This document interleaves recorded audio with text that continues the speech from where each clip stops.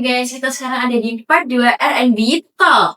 Nah, tadi kita bahas tentang magang tingkat gimana, proyek-proyek gimana, dan juga TA-TA tuh strateginya gimana aja.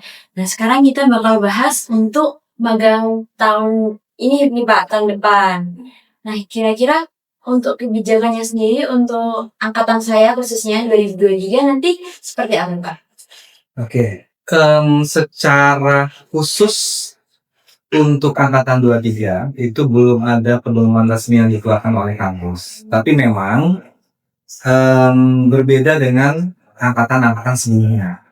Jadi kalau angkatan sebelumnya, angkatan kakak-kakak kalian 22 ke atas itu, semua proyek nanti akan dicarikan oleh kampus. Jadi kalian nanti tugasnya hanya mencari satu tim, rekan satu timnya. Kemudian nanti kita akan berikan suatu lokasi proyek dan nanti kalian akan berkegiatan magang di sana. Untuk semester berikutnya di angkatan kalian, mungkin mekanisme akan kita rubah sedikit ya. Walaupun ini belum keluar pedomannya, tapi secara umum bisa saya sampaikan adalah kemungkinan di angkatan kalian nanti lokasi magang hanya diberikan kepada mahasiswa dengan 10 nilai tertinggi saja. Jadi kalau ada 10 nilai tertinggi, ada 5 tim. Ya, ini sebagai suatu bentuk pembinaan kampus atau penghargaan kampus atau reward ya, reward kampus terhadap mahasiswa yang memang dalam tanda kutip begitu ya, nilainya bagus karena memang dari awal udah serius ya. Serius belajarnya. Bukan berarti yang 20 ke bawah atau yang seterusnya ini di bawah 10 ini tidak serius ya. Tapi kan mereka tentunya effortnya lebih besar. Nah, maka dari situ kita terapkan sistem seperti reward enhancement. Ini adalah rewardnya bagi 10 yang teratas. Nanti kita akan berikan lokasi. Kemudian yang tidak kebagian lokasi, nantinya akan mencari secara mandiri lokasi-lokasi proyek sesuai dengan tadi persyaratan yang mungkin di episode pertama tadi sudah kita bicarakan ya, dari mulai kegiatan oleh BUMN karya, progresnya 20-80%, resikonya besar, seperti itu ya. Nanti juga kita akan, tadi saya sudah sampaikan ya, kita juga akan membuka kemungkinan tadi yang ditanyakan Mas Angga, bagaimana kalau proyeknya adalah preservasi gitu ya, atau saya juga tambahkan tadi bagaimana nanti jika proyeknya adalah survei, bisa survei kondisi, bisa survei pemetaan gitu ya, kan kita juga belajar pemetaan dengan drone dan dengan alat ukur segala macam ya, mungkin itu termasuk di dalam kegiatan proyek juga sama ya, seperti itu. Jadi sementara yang bisa saya sampaikan metodenya akan berubah seperti itu ya. Jadi ada reward bagi 10 orang yang mempunyai nilai tertinggi, dan kemudian setelahnya yang lain akan mencari sendiri sesuai dengan kriteria nanti akan kita tentukan. Kalau misalnya yang 10 besar itu kan 10 besar kan nanti kami tahunya di akhir semester ya Bang Gaji. Betul. Sedangkan kalau misalnya cari magang, kami kan juga bersamaan dengan universitas-universitas lain. Betul. Kayak harus cepet-cepetan gitu ya Bang. Betul. Nah itu cara kami tahunya, dan kalau misalnya 10 besar itu sudah dapat tempat magang sendiri, itu dari kampus kira-kira seperti apa? Ya, jadi secara singkatnya kan sekarang sudah terlihat ya, dari mulai KHS yang siapa saja 10 besar dari sekarang nih sudah terlihat, dan mungkin perubahannya biasanya tidak akan terlalu cukup banyak di semester ini, nilainya akan berubah karena biasanya 10 besarnya ya itu saja orangnya. Itu yang pertama. Yang kedua, nanti ini kan bisa sebagai juga tabungan buat rekan kalian. Jadi kalian dari mungkin semester 5 ini sudah berusaha menghubungi tempat lokasi, sudah berusaha mencari, dan kemudian sudah memberikan klarifikasi bahwa nanti akan magang di sini gitu ya. Nah itu kan nanti bisa berganti orang, bisa dikasih temannya yang mungkin tidak dapat lokasi seperti itu. Jadi bisa ada komunikasi seperti itu dulu lah ke lapangan. Jadi kalian memberikan atau booking tempat magang untuk sekian orang gitu ya, 2 orang atau 1 orang. Jadi disesuaikan saja. Disesuaikan saja. Untuk magang ini kira-kira skill apa aja sih Pak yang perlu kami persiapkan Pak untuk orang-orang nanti? Oke, menarik. Ini berhubungan juga dengan tadi sebenarnya ya. Iya. Sebenarnya skill yang kalian butuhkan ini sebagian besar sudah disampaikan ketika perkuliahan kita ya, dari mulai mata kuliah semester 1 sampai semester 5. Ini adalah skill pendukung kalian ketika nanti di lapangan. Ya. Ini sebelum mulai ke skill, saya akan mulai dulu gambaran tentang apa yang kalian kerjakan nanti di sana sebenarnya. Biar kalian nanti kebayang ya. Jadi nanti di tempat magang yang kalian kerjakan adalah kalian sebagai karyawan yang magang. Jadi bukan mahasiswa lagi. Karena kalau mahasiswa posisinya nanti adalah datang sesukanya begitu ya, minta data, pulang. Nah, mungkin bagi teman-teman yang menonton sudah pernah melihat magang di tempat lain oleh universitas lain.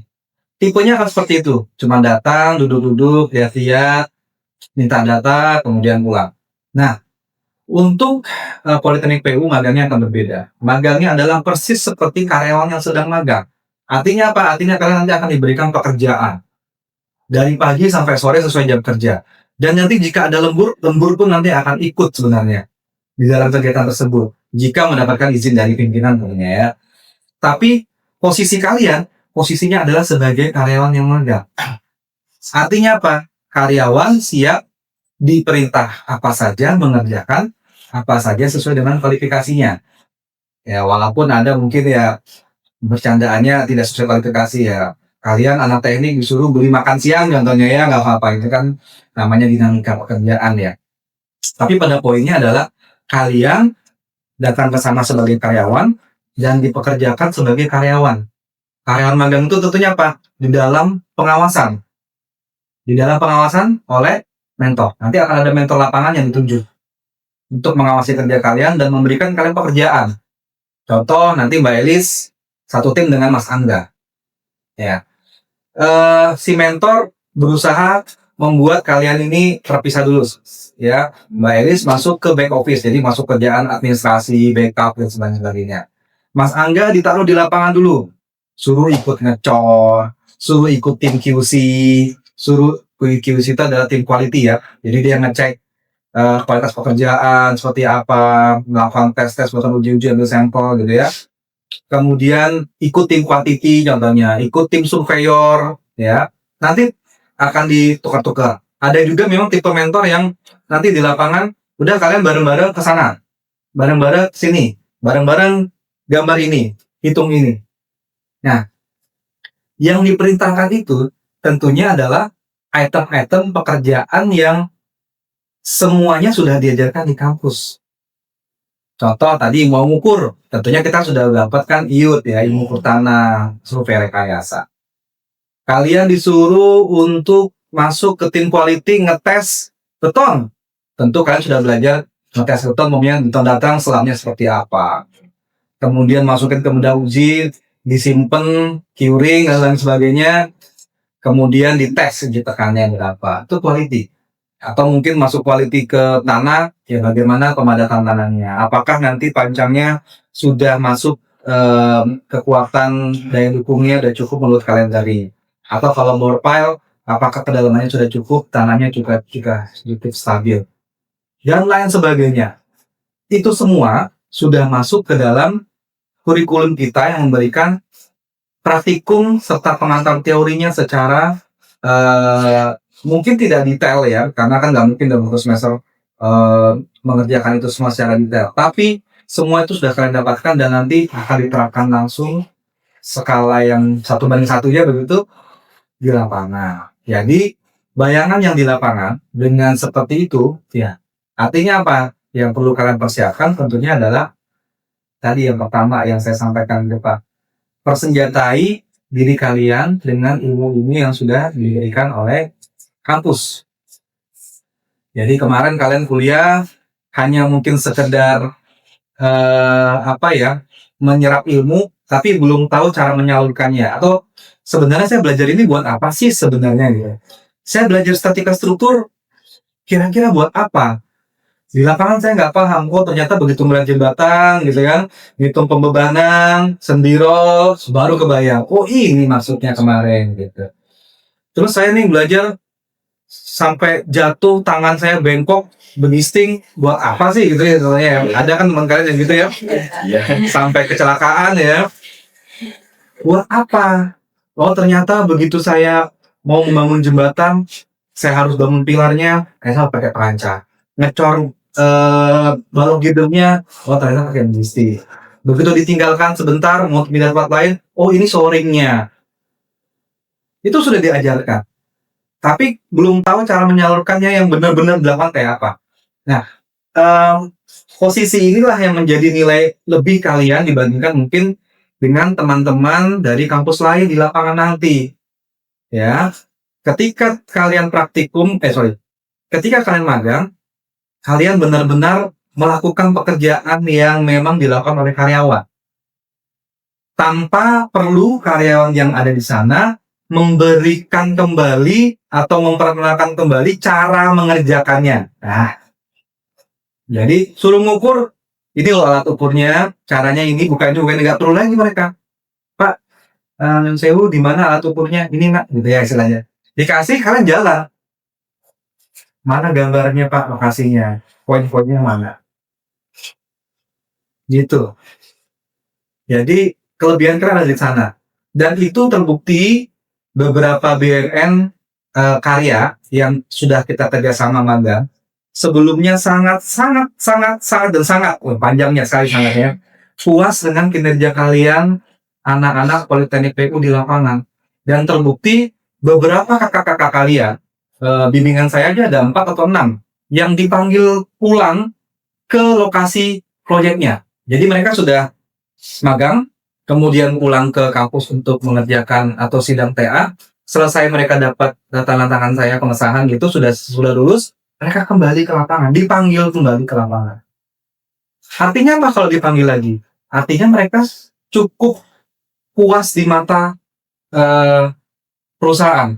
Mereka cukup puas dengan kinerjanya, bisa mengerjakan apa yang disuruh, ya, yang dikerjakan sesuai dengan apa yang diminta, bukan yang diminta A dapatnya B gitu ya. Suruh ngitung tulangan, yang dihitung mungkin betonnya contohnya gitu ya. Kamu saya nggak paham Pak, kalau di Revit ini ngitung tulangannya gimana ya gitu. Kadang ada, karena di TA juga gitu. Ya, saya suruh cari volume betonnya gitu. Tapi dengan sudah bersih, dikurangi dengan tulangan. Bingung gitu ya. Gimana caranya? Padahal di situ kan kita bisa mengeluarkan tulangannya. Nah, hal-hal seperti ini tuh di kampus lain tidak semuanya sesempurna kita sebenarnya. Mereka praktikum kadang-kadang hanya melihat laboran yang sedang melakukan praktikum untuk mereka. Atau mungkin tidak mengerjakan secara sungguh-sungguh, berkelompok tapi cuma di belakang melihat. Ya mungkin kita juga ada seperti itu. Tapi rata-rata kalian tuh melakukan hand to hand ya. Jadi benar-benar melakukan itu secara mandiri, ada laporannya pun diresponsikan, dinilai. Harusnya kalau benar-benar kalian mengerjakan itu di lapangan, saya yakin 100.000% ya, kalian akan bisa segera beradaptasi untuk masalah pekerjaan. Ini pertama, karena apa? Ilmunya sudah diberikan di kampus, dan sebagian besar ilmunya pun adalah kualitas 1:1. Artinya apa yang dikerjakan di lapangan di sini dikerjakan juga sama. Membuat nudis nanti itu. Kemudian bikin perancang benar-benar membuat. Yang teman kakak-kakak kemarin sampai jadi juga bengkok gitu ya. Jembatan Dewi. Nah, ada kampus lainnya ada jembatan Dewi-nya. Ada.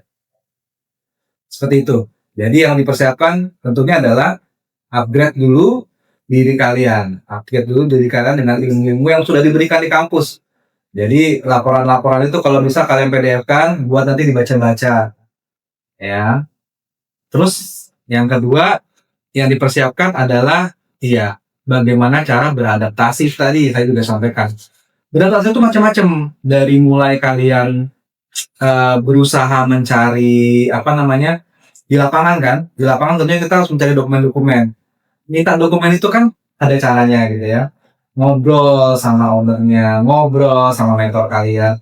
Bagaimana cara kalian ngobrol minta dokumen itu? Ini juga bagian yang penting sebenarnya. Yang poinnya adalah bagaimana cara kalian mencari data sebenarnya di lapangan itu. Bisa melihat data dokumen kontraknya, bisa melihat gambarnya. Gambar itu dibawa ke lapangan dicocokkan, gitu ya. Dokumen kontrak dilihat, apa, ini sebenarnya proyek apa, detailnya apa, jenis pembayaran seperti apa. Ini kan diminta. Tapi kalau dari awal kalian tidak bisa berkomunikasi untuk minta data tersebut, contohnya, yang terjadi ya kalian mandek. Ya. Jadi menurut saya saran pentingnya itu serap ilmu yang ada di kampus. Jadi bukan cuma sekedar bisa, tapi benar-benar paham apa yang dikerjakan. Dan yang kedua, ya nanti berhubungan dengan semuanya, ya cara skill komunikasi dan adaptasi dari. Oh iya nih Pak, kalau kita ngomongin soal mentor nih, kalau ngomongin soal mentor, itu kita milih sendiri mentornya atau kita begitu sampai di tempat magang tersebut dapat mentor gitu.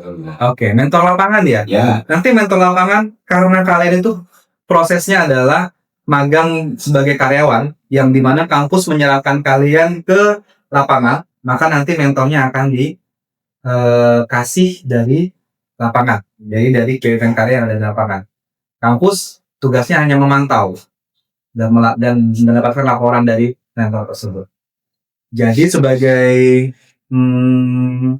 sebagai bayangan kalian, mentor tersebut nanti akan bertugas juga menilai kalian selama di lapangan. Sehingga nilai itu nanti akan kita kirimkan form itu mereka akan isi, itu menjadi dasar juga menjadi penilaian akhir kalian. Ketika nanti kalian sidang, itu akan ada item sekian persen bobotnya dari nilainya si mentor. Contoh misalnya nilai mentor sekian persen, kemudian waktu kalian diuji, nilai dari uji sekian persen. Itu nanti dijumlahkan angka-angkanya, dapatlah nilai akhir kalian. Artinya apa? Nilai mentor di lapangan berpengaruh besar sekali terhadap nilai magang kalian di akhir. Kalau mentor nggak senang gitu ya, kalau mentor tidak puas, pasti dia akan memberikan nilainya, ya anggaplah di bawah 80 gitu ya, 70, 60 gitu ya. Yang terjadi nilai kalian mungkin tidak akan bisa mendapatkan nilai yang maksimal. Kenapa? Magang ini sangat krusial sekali di mana nilai SKS-nya cukup tinggi. Sampai berapa SKS? Kalian tahu? Berapa? 15. Besar sekali karena kalian ini di sini magang 6 bulan. Itu mewakili dari beberapa mata kuliah.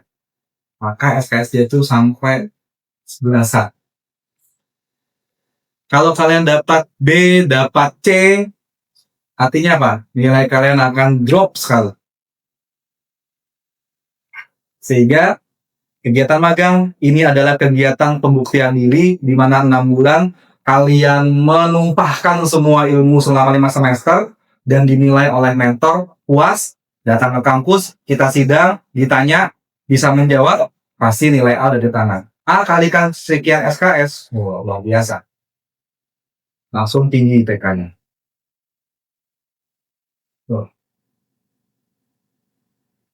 Misalnya kakak-kakak kita sebelum ini Pak, itu mereka kebanyakan diterimanya di khusus JJ aja atau ada yang di bidang lain?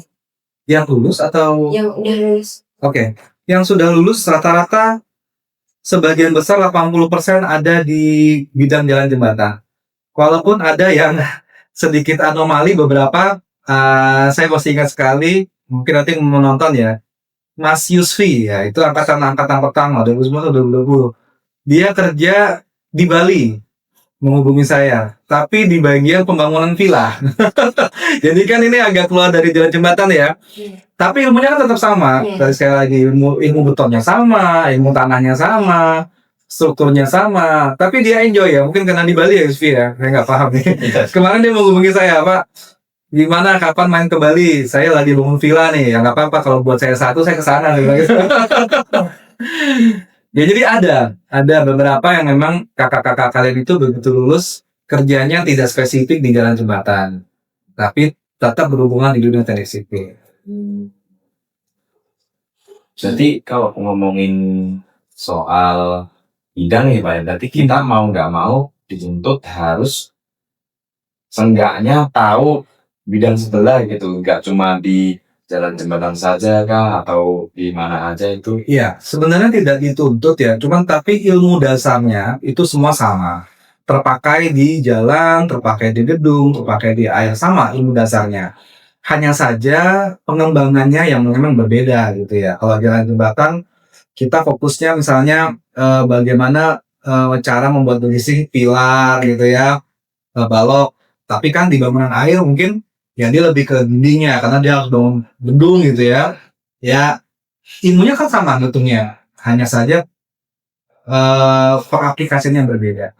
Jadi nggak usah takut sebenarnya ya, kalian secara ilmu dasar sama. Kalau dasar kalian kuat, fondasi kalian kuat misalnya gitu ya, di atas mau digoyang bagaimanapun kan tetap bisa mengikuti. Mungkin Bapak ada pesan sedikit untuk teman-teman nanti kita magang gimana, atau untuk adik 25 juga boleh dari Bapak sedikit mungkin. Oke, sekedar tips tadi ya. Mungkin tipsnya sudah sama dengan yang seperti yang tadi. Poinnya adalah belajarlah baik-baik di kampus ini karena kampus ini sudah berusaha menerapkan kurikulum yang nanti kurikulum itu terpakai di lapangan. Karena praktikum kalian sudah 70% dari 100% keseluruhan. Jadi teori cuma 30. 70%-nya praktik. Artinya apa? Kurikulum ini kita desain supaya kalian ini siap untuk maju tempur di lapangan. Ya, bukan sebagai penonton tapi sebagai pion yang melaksanakan langsung pekerjaan di lapangan. Kayak kamu gimana nih? Udah ada pandangan kan nanti semester 5 gimana, magang gimana? Untuk sebelum podcast ini sih belum sih, tapi setelah podcast ini udah ada bayangan sih untuk ke depannya gimana gitu. Jadi materi-materi dari Pak Rika ini sangat membantu kita ya sebagai Sangat mahasiswa. membantu sekali. Makasih Pak Rika untuk materinya. Sama-sama. Ini kan kita tentang dosen nih, dari POV dosen. Setelah ini kita akan dari POV alumni mahasiswa. Ya dong, karena nggak fair juga kan kalau kita ngomongin soal ini ke dosen saja, harus ke mahasiswa dong. Bener banget. Ya. Oke, jangan lupa nonton video berikutnya. See you on the next video. Salam Salam Jata.